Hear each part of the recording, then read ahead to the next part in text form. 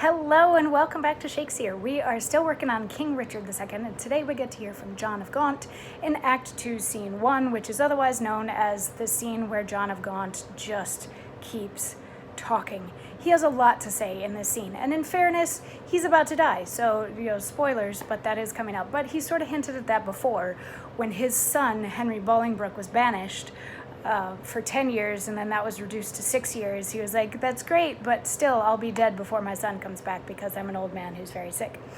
And then Thomas Mowbray has also been banished for 10 years, or for his whole life, for the whole rest of his life. He's gone. And King Richard is getting ready to go fight a war in Ireland because the Irish are getting a little antsy and he figures he should go fight the war himself. So he's getting ready to go do that, and he's trying to scrounge up enough money to do so. So King Richard is on his way to see John of Gaunt because a message has been sent saying that John of Gaunt is about to die and would like to talk to Richard one more time before he dies. So Richard is on his way there, but he's totally fine with getting there after Gaunt has died, if that happens to be the case, because then he can just take Gaunt's money. So the scene starts out with John of Gaunt and the Duke of York, and Gaunt is like, is the king gonna get here before I die? And York is like, no, save your breath. You're old and you're sick. Save your breath. Don't worry about that sort of thing. And Gaunt says, oh, but they say the tongues of dying men enforce attention like deep harmony. Where words are scarce, they are seldom spent in vain, for they breathe truth that breathe their words in pain.